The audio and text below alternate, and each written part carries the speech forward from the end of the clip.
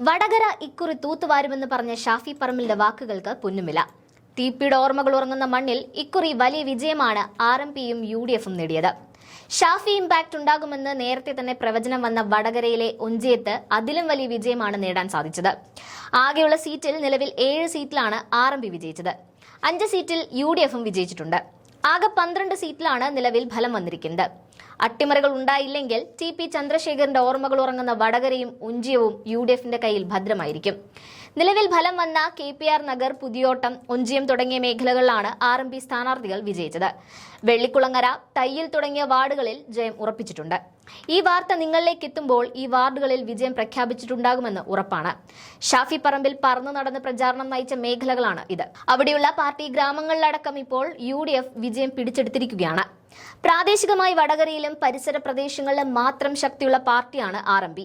കോൺഗ്രസിന്റെ സഹായത്തോടെ RMP നേതാവ് KK രമ വടകര MLA ആയി ഇന്ന് നിയമസഭയിലുണ്ട്. കഴിഞ്ഞ 2 തെരഞ്ഞെടുപ്പിലും രമയെ വീഴ്ത്താൻ CPM പഠിച്ച പണി 18 നോക്കിയിട്ടും സാധിച്ചില്ല. ഇക്കുറി തദ്ദേശ തെരഞ്ഞെടുപ്പിൽ ഒഞ്ചിയം പഞ്ചായത്തിൽ വെന്നിക്കൊടി നാട്ടുമെന്ന് CPM പാർട്ടി നേരത്തെ പ്രഖ്യാപിച്ചതാണ്. അവിടെയാണ് UDF കടന്നുകയറി വെന്നിക്കൊടി നാട്ടിയത്. 2012 മെയ് 4. ഈ തീയതി കേരളം മറക്കില്ല. അന്നാണ് CPMന്റെ ഒത്താശയോടെ പാർട്ടി ഗുണ്ടകൾ TP ചന്ദ്രശേഖരനെ വെട്ടിക്കൊലപ്പെടുത്തിയത്. രാഷ്ട്രീയ കേരളം കണ്ട ഏറ്റവും നിഷ്ഠൂരമായ രാഷ്ട്രീയ കുടിപ്പക കൊലപാതകമായി ഇന്നും TP വധം CPMനെ പ്രതികൂട്ടിലാക്കി നിർത്തുന്നുണ്ട്. ജീവിച്ചിരുന്നപ്പോൾ CPMനെ എത്രമാത്രം വെല്ലുവിളിച്ചോ അതിനേക്കാൾ 10 മടങ്ങ് അധികമായി മരിച്ച TP CPMനെ തോൽപ്പിച്ചുകൊണ്ടേയിരിക്കുകയാണ്.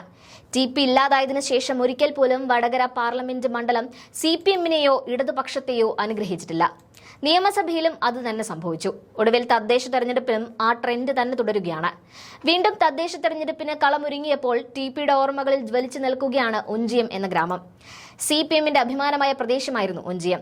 ഇന്ന് അതേ ഒഞ്ചിയം CPMനെ അകറ്റി തന്നെ നിർത്തുകയായിരുന്നു അന്നും ഇന്നും എന്നും. 2010 മുതൽ ഇങ്ങോട്ട് ഒഞ്ചിയം ഭരിക്കുന്ന RMP അടങ്ങിയ മുന്നണിയാണ്.